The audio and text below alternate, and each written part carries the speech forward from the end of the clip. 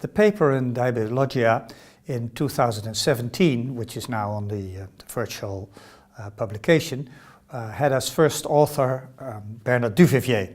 So I have to clearly state that actually he is the one who did all the writing, and I'm just the guy who's doing the talking, as usual in science sometimes. But the paper Bernard and our team we wrote up was about the question, is sitting, or sitting less, so I'm talking about sedentary behavior, is sedentary behavior a risk factor on its own for glucose control, metabolic status, and other factors? So that was about. And the maybe special, maybe unique part of the study was that it was a randomized crossover trial with 3 arms, so everybody participated in all 3 arms, in which we compared sitting, and sitting meant that for more than 14 hours people sat and read or sat behind the computer, and that was a bit comparable to our epidemiological studies, and where we found that in modern society people nowadays spend so much time just sitting behind a desk or sitting on a chair or whatever, watching TV. So that was sitting. And then we substituted sitting with 1 hour of moderate to vigorous exercise on a bicycle. In the Netherlands, most people bicycle.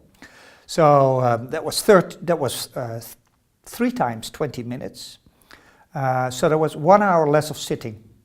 And that was actually a bit in line, actually a bit more than current exercise advices. You should engage 30 minutes of moderate to vigorous exercise every day. And the third arm of the randomized controlled study was sitting, but then we reduced sitting time with about 4.5 hours of standing, 2 hours of standing, and 2.5 hours of walking, slow pace walking. So we had 3 conditions: sitting, 1 hour of sitting replaced by exercise, and 4.5 hours, a bit more than 4.5 hours replaced by standing or slow pace walking. Now the last 2 intervention arms, so the slow pace walking and standing and physical exercise, were about comparable with related to energy expenditure. Because everybody will say, oh well, if you sit less and walk a bit around, that will be beneficial for your blood glucose or other cardiovascular risk factors. But the main question was, is it better or is it worse compared to exercise? And of course, to make that comparison, you have to have energy expenditure comparable. So that was the background.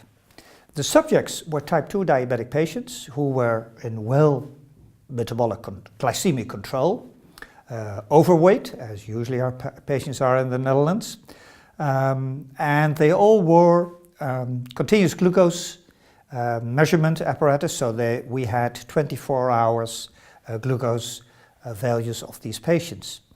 And another maybe new aspect of this intervention was that we developed in Maastricht a very simple technique to measure 24-hour behavior patterns using an inclinometer, we call it, which was attached, irremovable, to the upper leg. It's only a small apparatus, very thin, and we used adhesive tape which was waterproofed, so people could do anything with it. They could go bath or shower or whatever.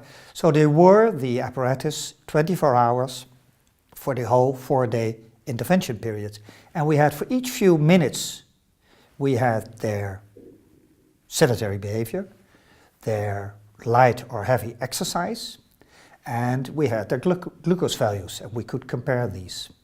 And finally, what we did with the exercise test, that was based on each individual cardiovascular fitness. So that was based on a fitness test, and then we calculated that it was about 60% of their maximal output. So that was doable for all subjects. So that was the design. The most important outcome, I think, of this study was that Yes, if you do exercise, you have some improvements in blood glucose level, some improvement in insulin sensitivity and triglycerides, for instance. But sitting less had greater effects, more pronounced. So 24-hour blood glucose was lower compared to the just sitting.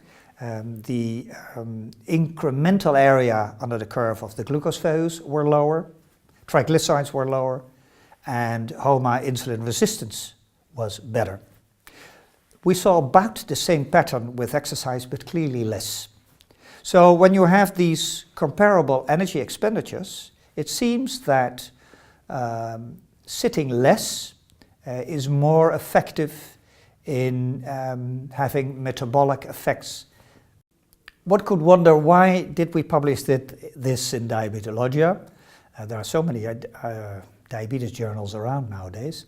Well, Diabetologia was actually the first journal that accepted our epidemiological work about the risk of having diabetes and then related to sedentary time. And to be honest, also there were one or two other journals which were not so much interested in our study because we had some difficulties in getting the message across, because quite a few people said when we started with these studies, so what? If you stand up and walk around, of course everything goes better. So I have to compliment Diabetologia because the editors there understood the relevance of the study, because it's not about sitting less on its own, it is comparing it with exercise, and that so many people have difficulties in doing daily exercise. In earlier studies from our center, we showed that about 60% of people drop out after a year. So there are clearly limitations there. And another thing is, it is part of a series we have been publishing in Diabetologia, because I just already mentioned it, our epidemiological studies were also accepted in September. So I'm very happy with Diabetologia giving us the platform to present our work, and also to spend some editorial time on it with comments.